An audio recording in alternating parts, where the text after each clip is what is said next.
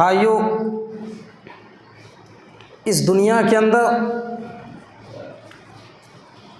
اللہ نے بے شمار نبیوں کو بھیجا، بے شمار رسولوں کو بھیجا، اور الگ الگ نبی کو اللہ نے الگ الگ معجزوں سے نوازا، خصوصیات سے نوازا۔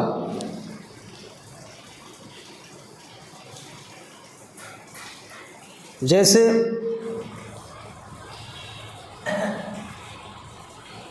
حضرت نوح علیہ الصلوۃ والسلام کا معجزہ یہ تھا کہ انہوں نے اس دنیا میں سب سے پہلے کشتی بنائی تھی۔ دنیا کے اندر سب سے پہلے کشتی اگر کسی نے بنائی ہے تو حضرت نوح علیہ السلام نے بنائی۔ یہ نوح علیہ السلام کا معجزہ تھا۔ حضرت سلیمان علیہ السلام کا معجزہ یہ تھا کہ ان کے پاس ایک تخت تھا، اور اس تخت سے جہاں چاہے پوری دنیا میں اڑ جایا کرتے تھے۔ ان کی حکومت پوری دنیا پر قائم تھی۔ پوری دنیا میں حضرت سلیمان علیہ السلام نے حکومت کی ہے۔ جانوروں پر، انسانوں پر، جناتوں پر، پرندوں پر، پیڑ پتوں پر، ہواؤں پر ان کی حکومت رہی۔ یہ معجزہ صرف اور صرف حضرت سلیمان علیہ السلام کے اندر تھا۔ حضرت موسیٰ علیہ السلام کا معجزہ یہ تھا کہ حضرت موسیٰ علیہ السلام اللہ سے ڈائریکٹ بات کرتے تھے، ڈائریکٹ۔ کسی نبی نے اللہ سے بات نہیں کی۔ دو نبیوں نے اللہ سے بات کی، ایک موسیٰ علیہ السلام اور ایک ہمارے آخری نبی جناب محمد رسول اللہ صلی اللہ علیہ وسلم۔ اور ان کا ایک معجزہ یہ بھی تھا کہ ان کے پاس ایک عصا رہتا تھا، ایک لاٹھی رہتی تھی، اور جب وہ لاٹھی کسی پتھر پر مارتے تھے تو اس پتھر سے پانی کا چشمہ پھوٹ پڑتے تھے۔ 12 چشمہ پھوٹ پڑتے تھے۔ قرآن کہتا ہے فن فجرت من حسنت عشرت عینہ، جب وہ کسی چٹان پر اپنی لاٹھی کو مارتے تو 12 چشمہ نکل آتے تھے۔ ہم لوگ لاٹھی ماریں گے تو پانی نکلے گا پتھر سے؟ کچھ نہیں نکلے گا میرے بھائی۔ یہ معجزہ تھا حضرت موسیٰ علیہ السلام کے اندر۔ عیسیٰ علیہ السلام کا معجزہ تھا کہ وہ مرے ہوئے آدمی کو زندہ کر دیتے تھے۔ اسی طریقے سے اللہ تعالیٰ نے نبیوں کو، رسولوں کو الگ الگ خصوصیات دی ہے، الگ الگ معجزے عطا کیے۔ اسی طریقے سے ہمارے نبی کو بھی اللہ تبارک و تعالیٰ نے بے شمار معجزوں سے نوازا۔ ہمارے نبی کا معجزہ انگلی کے اشارے سے چاند کے 2 ٹکڑے کر دینا۔ ہمارے نبی کا معجزہ ایک بکری کے اندر کئی صحابہ کھانا کھا لیتے تھے۔ ہمارے نبی کا معجزہ ایک گلاس دودھ بسم اللہ کر کے پلائے تو 116 صحابہ کرام نے پیا۔ اسی طریقے سے ہمارے نبی کا ایک بہت بڑا اور ایک اہم معجزہ یہ تھا، اہم معجزہ اللہ تبارک و تعالیٰ نے یہ عطا کیا تھا کہ آپ ایک ہی رات میں خانہ کعبہ سے مسجد اقصیٰ اور مسجد اقصیٰ سے آسمان کا سفر کیا اور جنت دیکھی، جہنم کا دورہ کیا، اور اسی رات پھر آپ دنیا کے اندر لوٹ آئے۔ یہ صرف اور صرف اللہ کے نبی جناب محمد رسول اللہ صلی اللہ علیہ وسلم کو اللہ نے معجزات دیا۔ اور آج ہم جو بیان کریں گے اسی کے اوپر چرچا کریں گے۔ معراج، اللہ کے نبی کو معراج کیسے ہوئی؟ یہ اللہ کے نبی کا بہت بڑا ایک اہم معجزہ ہے۔ معراج کے تعلق سے آپ 3 باتیں پہلے ذہن میں بٹھا لیجیے تاکہ آگے تقریر سمجھنے میں بہت آسانی ہوگی۔ پہلی بات معراج کے تعلق سے آپ یہ سمجھ لیجئے کہ معراج کب ہوئی۔ دوسری بات، معراج کیوں ہوئی، اور تیسری بات، معراج کیسے ہوئی۔ کب ہوئی، کیوں ہوئی اور کیسے ہوئی۔ یہ 3 بات اگر آپ سمجھ لیجئے گا تو تقریر سمجھنے میں بہت آسانی ہوگی۔ آئیے ہم سب سے پہلے یہ سمجھتے ہیں کہ اللہ کے نبی کو معراج کب ہوئی۔ اس کے اندر علماء کے محدثین کے الگ الگ اقوال ہیں۔ ایک مورخ لکھتے ہیں کہ اللہ کے نبی صلی اللہ علیہ وسلم کو معراج 10 نبوت میں ہوئی۔ امام طبری رحمۃ اللہ علیہ لکھتے ہیں کہ اللہ کے نبی صلی اللہ علیہ وسلم کو جب نبی بنایا گیا اسی سال اللہ کے نبی کو معراج ہوئی۔ امام قرطبی لکھتے ہیں کہ جب اللہ کے نبی صلی اللہ علیہ وسلم کو نبی بنایا گیا اس کے 5 سال بعد یعنی 5 نبوت میں، علامہ سلمان منصور پوری جنہوں نے رحمت للعالمین لکھی ہے سیرت کی مایہ ناز کتاب، انہوں نے لکھا ہے کہ اللہ کے نبی صلی اللہ علیہ وسلم کو معراج 10 نبوت میں ہوئی یعنی نبوت کے 10ویں سال۔ ایک مورخ لکھتے ہیں کہ اللہ کے نبی صلی اللہ علیہ وسلم کو معراج ہجرت سے 1 سال پہلے ہوئی۔ ایک مورخ لکھتے ہیں کہ اللہ کے نبی کو معراج مدینہ جانے سے 16 مہینے پہلے ہوئی۔ یعنی اس میں علماء کے درمیان بہت بڑا اختلاف ہے، یہ کوئی کلیئر نہیں بتا سکتا ہے کہ معراج کس مہینے کو ہوئی، کس سال کو ہوئی، کس تاریخ کو ہوئی۔ لیکن امت کا ایک بڑا طبقہ ہے جنہوں نے مہینہ بھی بنا دیا ہے، تاریخ بھی بنا دی ہے، اور کہہ رہے ہیں کہ 27 رجب کو اللہ کے نبی کو معراج کرائی گئی۔ میرے بھائیوں، اس میں علماء کا بہت بڑا اختلاف ہے، لیکن ہاں ایک بات پر سب متفق ہیں کہ اللہ کے نبی کو جو معراج ہوئی ہے وہ مکے کے اندر ہوئی ہے، ہجرت سے پہلے ہوئی ہے، ہجرت کے بعد نہیں۔ اچھا، معراج کیوں ہوئی؟ اس کی 2 وجہ ہے۔ ایک وجہ تو قرآن بیان کرتا ہے، حَوْلَهُ لِنُورِيَهُ مِنْ آیَاتِنَا، تاکہ اللہ تبارک و تعالیٰ اپنے نبی کو اپنی قدرت کی کچھ نشانیاں دکھائیں، جنت دکھائیں، جہنم دکھلائیں، اپنی نشانیوں کو دکھانے کے لیے اللہ نے معراج کرائی۔ اور دوسری وجہ یہ ہے کہ دنیا میں اللہ کے نبی سے پہلے جتنے رسول آئے، جتنے نبی آئے، وہ اپنے لوگوں کو ڈراتے رہے، لوگوں اچھا کام کرو جنت ملے گی، برا کام کرو گے تو جہنم ملے گی۔ تو اگر کوئی کہہ دیتا کہ کیا آپ یہ کہہ رہے ہیں کہ جنت ملے گی جہنم ملے گی، کیا آپ نے جنت جہنم دیکھی ہے؟ اگر یہی سوال میرے نبی سے کوئی کر دیتا کہ اللہ کے نبی آپ لوگوں کو جہنم سے ڈرا رہے ہیں، آپ جنت میں جانے والے اعمال کرنے کی آپ لوگوں کو ترغیب دیتے ہیں، کیا آپ نے جنت دیکھی ہے، کیا آپ نے جہنم دیکھی ہے؟ تو اللہ کے نبی کہہ سکتے تھے کہ ہاں ہم نے معراج کی رات میں جنت کو دیکھی ہے، جہنم کو دیکھی، اس لیے معراج کرائی گئی۔ تیسری بات، معراج کیسے کرائی گئی؟ معراج کے اوپر اگر آپ غور کریں گے تو اس میں 5 حروف آتے ہیں، 5 حروف۔ یہ کوئی قرآن حدیث میں اس کی وضاحت نہیں ہے، میں اپنی طرف سے بتا رہا ہوں اس کو، میں نے جو قیاس لگایا ہے، میں نے غور کیا ہے۔ معراج کے اندر 5 لفظ آتے ہیں، میم، عین، را، الف، جیم، معراج۔ اس لفظ کے اوپر آپ اگر غور کریں گے تو آپ کو معراج کس طریقے سے ہوئی پتہ چلے گا۔ میم سے محمد صلی اللہ علیہ وسلم، عین سے عروج پر یعنی آسمانوں پر، بلندی پر، را سے رات میں، الف سے اللہ، جیم سے جبرائیل کے ذریعے۔ تو معراج کیسے ہوئی؟ آپ معراج کے اوپر غور کر لیجئے، اس لفظ کے اوپر۔ معراج اللہ نے کروایا اپنے فرشتے کے ذریعے، جبرائیل کے ذریعے۔ اب قرآن بیان کرتا ہے سورہ اسراء کی ابتدائی آیات میں، سبحان الذی اسری بعبدہ لیلا من المسجد الحرام الی المسجد الاقصی الذی بارکنا حولہ لنریہ من آیاتنا انہ هو السمیع البصیر۔ بڑی پاک ہے وہ اللہ جس نے اپنے بندے کو رات کے کچھ حصے میں رات کے کچھ حصے میں مسجد حرام سے مسجد اقصیٰ تک لے گیا، جس کے آس پاس کو اللہ نے بابرکت بنایا ہے تاکہ اللہ تعالیٰ اپنی نشانیاں دکھائے، جنت دکھائے، جہنم دکھلائے۔ انہ هو السمیع البصیر، اور اللہ تعالیٰ بہت زیادہ سننے والا اور دیکھنے والا ہے۔ میرے بھائیوں، یہ سبحان الذی اسریٰ بعبدہ لیلا من المسجد الحرام الی المسجد الاقصیٰ، سبحانہ کا جو لفظ ہے،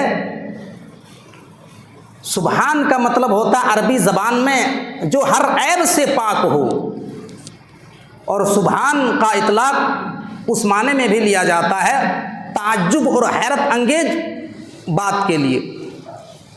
جیسے دنیا میں ہم کوئی بہت اچھی بلڈنگ دیکھ لیے تو ہم کہتے ہیں نا سبحان اللہ، اتنی اچھی بلڈنگ۔ کوئی اچھا محل ہم نے دیکھا، سبحان اللہ اتنا اچھا محل۔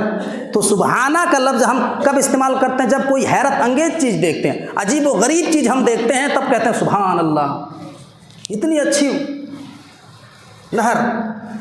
تو اسی طریقے سے یہ سبحانہ کا لفظ اللہ تبارک و تعالیٰ نے یہاں اس لیے استعمال کیا ہے کیونکہ آگے جو معراج کا واقعہ بیان ہونے والا ہے وہ بڑا تعجب ہے، وہ بڑا حیران کر دینے والا واقعہ ہے۔ انسان کے عقل سے پرے ہے یہ واقعہ، انسان کی سمجھ سے باہر ہے یہ واقعہ، جس کی وجہ سے اللہ تبارک و تعالیٰ نے جو معراج کا قصہ بیان کیا ہے، جو معراج کا واقعہ بیان کیا ہے، وہ سبحانہ سے شروع کیا ہے۔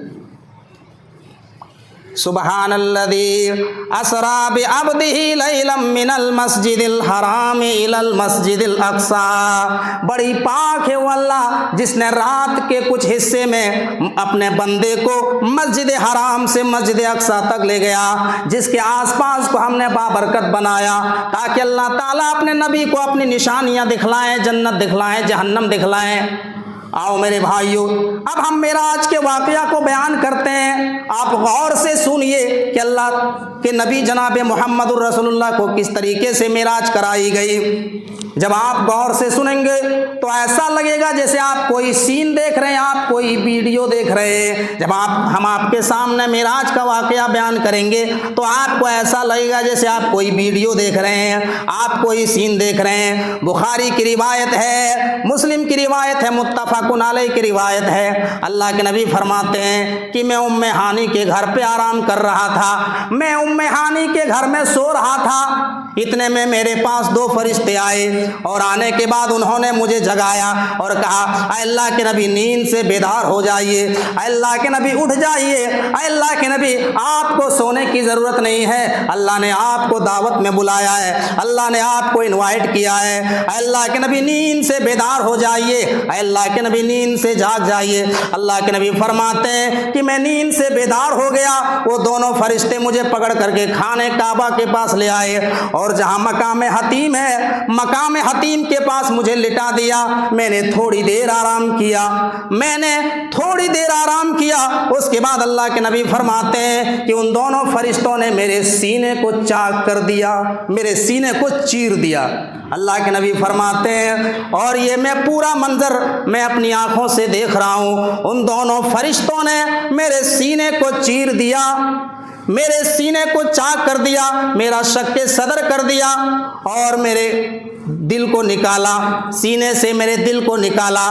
پھر جو ہے آسمان سے ایک بڑی سی تشتری لائی گئی، آسمان سے ایک سونے کا پلیٹ لایا گیا اور اس سونے کے پلیٹ میں میرے دل کو رکھ دیا۔ گویا یہاں پر اللہ تبارک و تعالیٰ ایک آپریشن کا طریقہ بتا رہا ہے۔ جی ہاں، دنیا کے اندر دو طریقے سے آپریشن کیے جاتے ہیں میرے بھائیوں۔ آج جو دنیا کے اندر میڈیکل سائنس اتنی ترقی پہ ہے، دنیا کے اندر دو طریقے سے آپریشن کیے جاتے ہیں۔ پہلا طریقہ تو یہ ہے کہ جس کا آپریشن کرنا ہے اس کو بے ہوش کر دو، ایسا انجیکشن لگاؤ کہ وہ غافل ہو جائے، اس کو پتہ ہی نہیں چلے۔ اور جو دوسرا طریقہ وہ لیٹسٹ، وہ کون سا طریقہ ہے؟ دوسرا طریقہ یہ ہے کہ بے ہوش نہ کرو بلکہ ایسا انجیکشن لگاؤ کہ وہ جگہ ہی غافل ہو، وہ جگہ ہی سائلنٹ ہو جائے، وہ جگہ ہی سن ہو جائے، وہ جگہ ہی تھر ہو جائے۔ اور آج جو دنیا میں آپریشن ہوتے ہیں یہی دو طریقے سے ہوتے ہیں، یا تو بے ہوش کر دیا جاتا ہے یا پھر پورے بدن کو تھر تھر کر دیا جاتا ہے، پھر اس کا آپریشن کیا جاتا ہے۔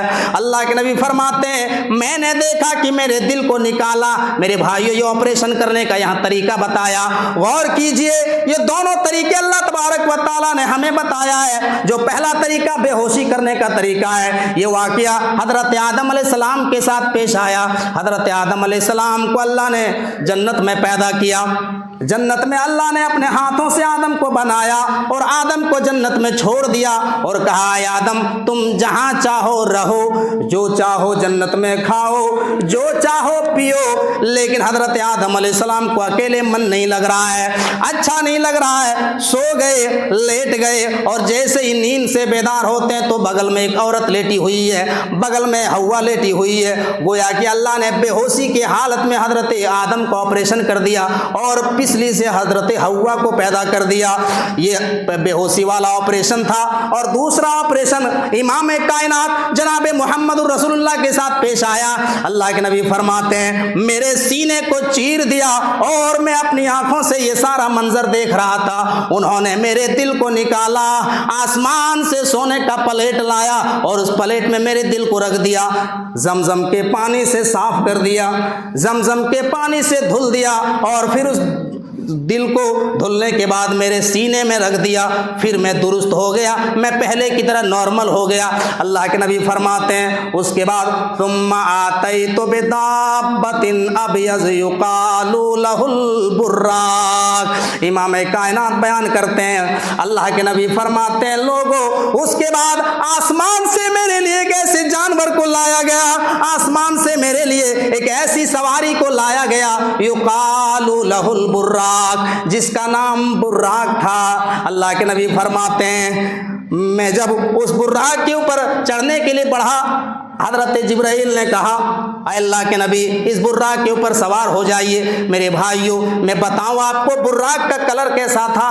حدیث کہتی ہے ابیض، سفید رنگ کی تھی، وائٹ کلر کی تھی، فوق الحمار ودون البغل، گدھے سے کچھ بڑا تھا، کھچر سے چھوٹا تھا، سفید رنگ۔ جبرائیل لے کر کے آئے اور اللہ کے نبی سے کہا اے اللہ کے نبی اس پر سوار ہو جائیے، اے اللہ کے نبی اس جانور کے اوپر بیٹھ جائے۔ اللہ کے نبی فرماتے ہیں کہ میں جیسے ہی براق کے اوپر چڑھنے کے لیے بڑھا، براق اچھلنے لگا، براق پھدکنے لگا، براق ڈر گیا کہ معلوم نہیں کہ میرے پیٹھ کے اوپر کون سی ہستی سوار ہونے والی ہے، میرے پیٹھ کے اوپر کون سا انسان چڑھنے والا ہے۔ براق اچھلنے لگا، براق پھدکنے لگا۔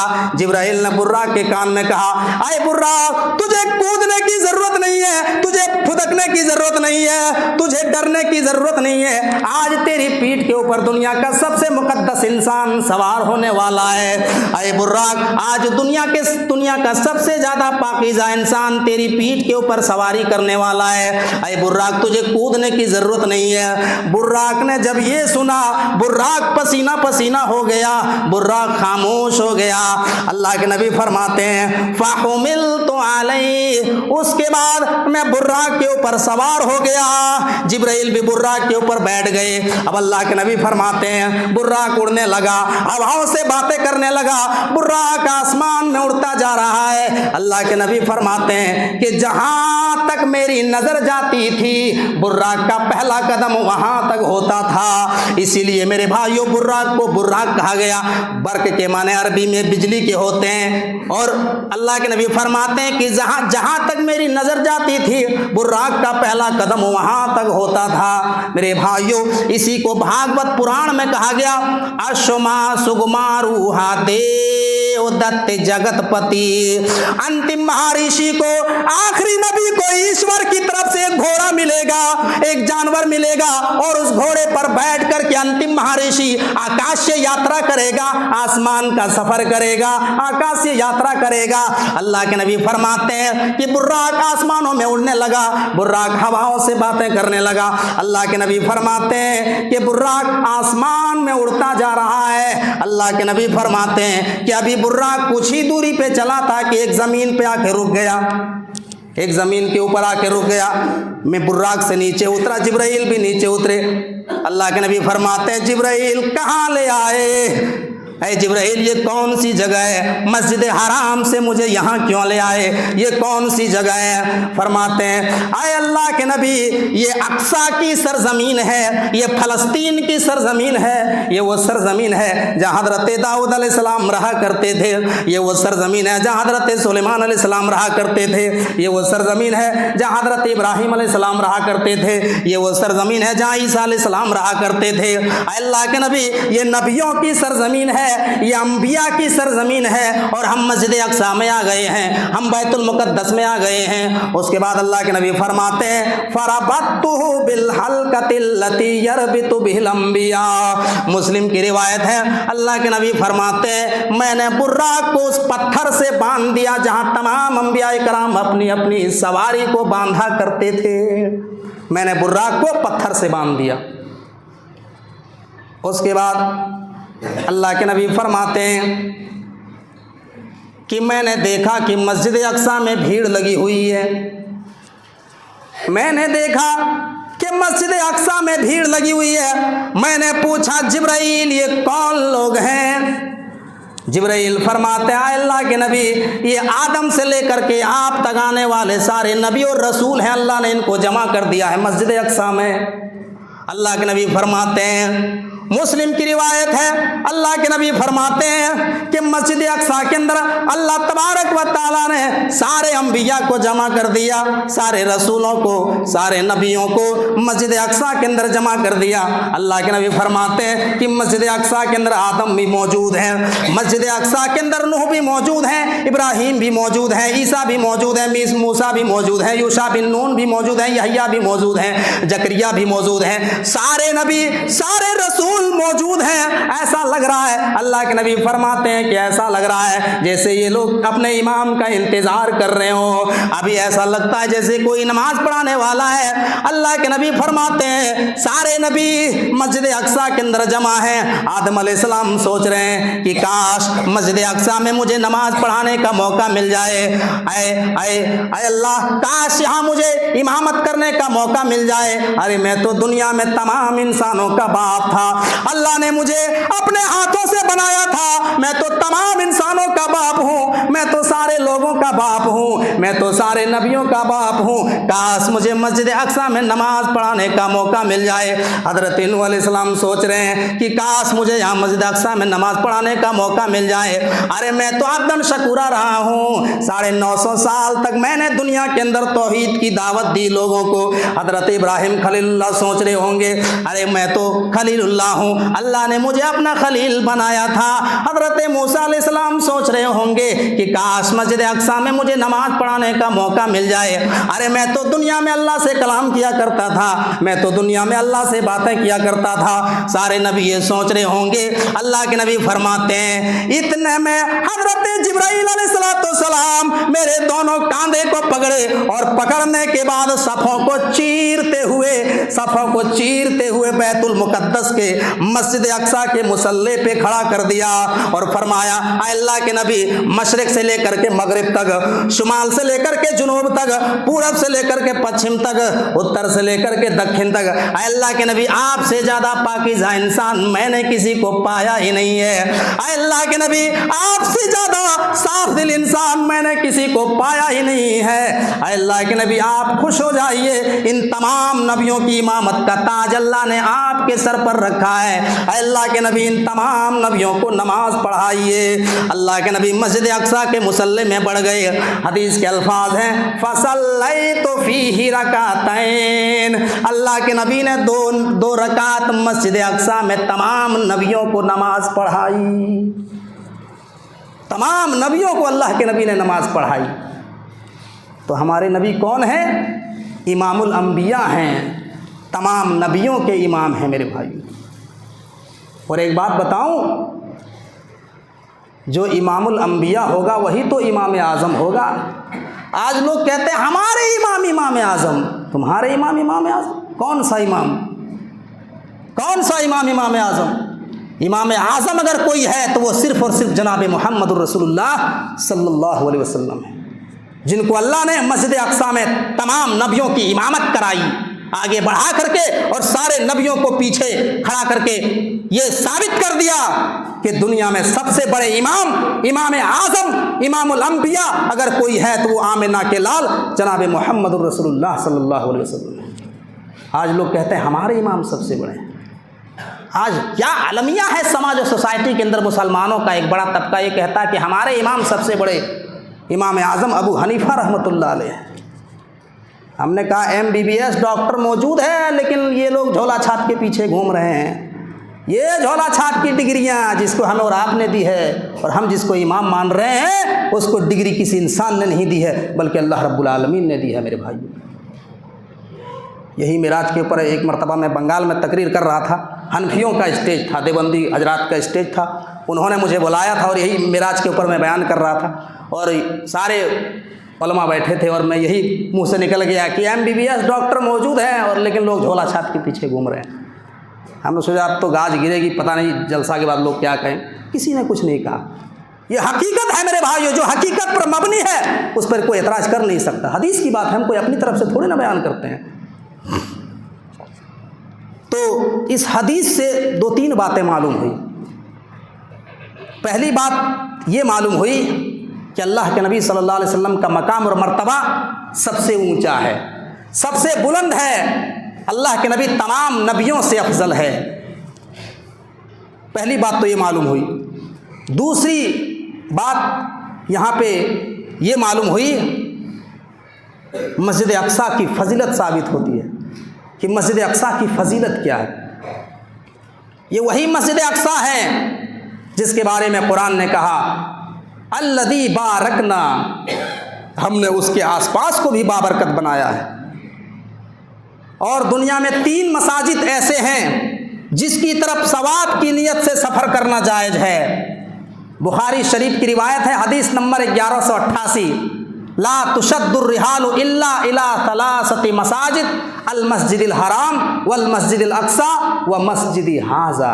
اللہ کے نبی فرماتے ہیں کہ 3 مسجدیں ایسی ہیں جس کی طرف رحلہ کرنا، جس کی طرف قجاوا باندھنا، جس کی طرف باقاعدہ ثواب کی نیت سے سفر کرنا جائز ہے اور اس کی بہت بڑی فضیلت ہے۔ وہ کون سی 3 مسجدیں ہیں؟ اللہ کے نبی فرماتے ہیں المسجد الحرام، مسجد حرام جو خانہ کعبہ جس کو کہتے ہیں، پوری دنیا کے لوگ جہاں حج کرنے کے لیے جاتے ہیں، جس کی طواف کرتے ہیں میرے بھائی، یہ پہلی مسجد ہے۔ دوسری مسجد والمسجد الاقصیٰ، مسجد اقصیٰ جو فلسطین میں ہے، آج جو یہودی ظلم زیادتی کر رہے ہیں مسلمانوں کے اوپر۔ اور تیسری مسجد مسجد نبوی ہے۔ اللہ کے نبی فرماتے ہیں جس نے خانہ کعبہ میں جس نے 1 رکعت نماز پڑھی، اللہ تبارک و تعالیٰ اس کو 1,00,000 کے برابر ثواب دیتا ہے۔ اور جس نے مسجد نبوی میں جس نے نماز پڑھی 1 رکعت، اس کو 1,000 کے برابر ثواب دیتا ہے۔ اور جس نے مسجد اقصیٰ میں نماز پڑھی اس کو 500 رکعت کے برابر ثواب ملتا ہے میرے بھائی۔ یہ 3 مساجدیں ہیں۔ اور آج پتہ نہیں لوگ ثواب کی نیت سے کہاں کہاں سفر کر رہے ہیں۔ کوئی پیسہ خرچ کر کے اجمیر جا رہا ہے، کوئی بدایوں جا رہا ہے، کوئی کچھوچھا جا رہا ہے، کوئی بغداد کا سفر کر رہا ہے۔ میرے بھائیوں، یہ تمام سفر حرام ہے۔ ثواب کی نیت سے صرف 3 مسجدوں کی طرف سفر کیا جا سکتا ہے، مسجد حرام، مسجد اقصیٰ اور مسجد نبوی کی طرف۔ اس کے علاوہ کہیں بھی رحلہ کرنا، کہیں بھی سفر کرنا ثواب کی نیت سے حرام ہے۔ تو یہ وہی مسجد اقصیٰ ہے جس کا ذکر حدیث میں موجود ہے۔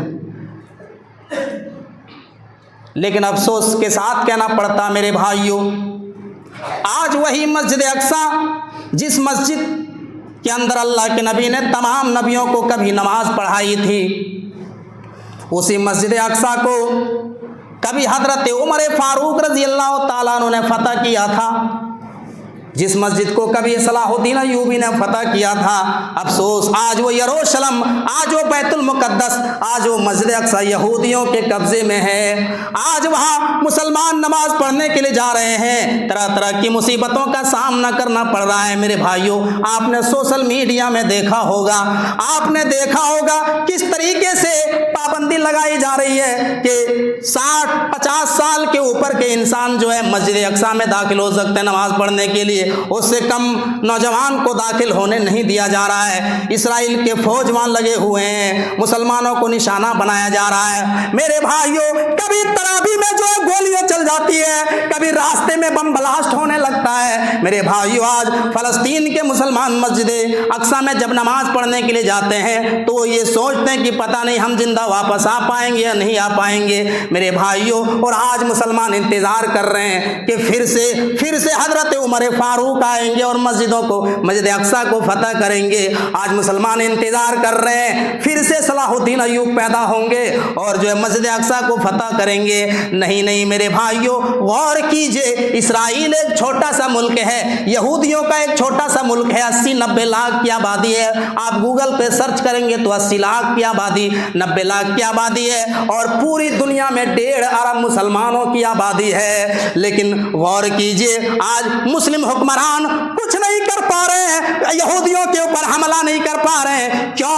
آج مسلمانوں کے اندر میرے بھائیوں یہ عقیدہ پیدا ہو چکا ہے۔ میرے بھائیوں ذرا غور کیجئے، رزاق اللہ ہے، روزی دینے والی ذات تو اللہ کی ہے، لیکن انسان یہ سمجھتا ہے، مسلم حکمراں یہ سمجھ رہے ہیں، 57 ملک والے یہ سمجھ رہے ہیں کہ اگر ہم اسرائیل سے بائیکاٹ کر لیں گے، اسرائیل کے اوپر اٹیک کریں گے تو ہمارے ملک میں جو پروڈکٹ آ رہا ہے وہ پروڈکٹ سب بند ہو جائے گا اور ہمارے دیش کی GDP گر جائے گی۔ میرے بھائیوں ذرا غور کیجئے، یہ جو ہمارے ملک کے اندر Pepsi, Coca Cola, Thums Up, Surf Excel, shampoo, Nycil powder اور بہت سارے پروڈکٹ ہیں جو اسرائیلی پروڈکٹ ہیں، اسرائیل سے آتا ہے۔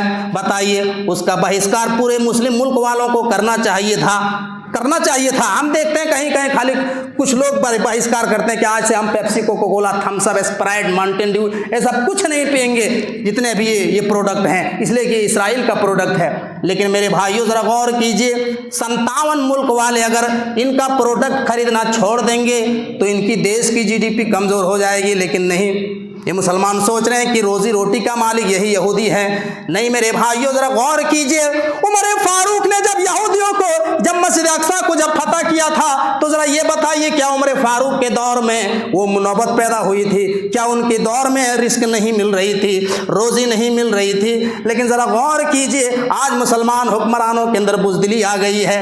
آج مسلمان انتظار کر رہے ہیں کہ عمر فاروق آئیں گے، مسجد اقصی کو فتح کریں گے، نہیں آنے والا ہے۔ آج لوگ کہہ رہے ہیں کہ اللہ ابابیل کو کیوں نہیں بھیجتا ہے؟ جب ہاتھیوں کا لشکر لے کر کے دشمن ابراہا چلا تھا خانہ کعبہ کو گرانے، تو اللہ تبارک و تعالیٰ نے آسمان سے ابابیل کا لشکر بھیج دیا تھا اور تباہ و برباد کر دیا تھا۔ اسی طریقے سے یہودیوں کے اوپر کیوں نہیں جو ہے اللہ تبارک و تعالیٰ ابابیل بھیجتا ہے؟ اللہ ابابیل اب نہیں بھیجے گا۔ میرے بھائیوں ذرا غور کیجئے، اللہ دیکھ رہا ہے کہ دنیا کے اندر یہ کیا کر رہے ہیں، اور اتنے مسلمان جو تماشا بیٹھ کر کے خالی تماشا دیکھ رہے ہیں، کوئی آواز اٹھانے کی ضرورت نہیں کر رہا ہے میرے بھائی۔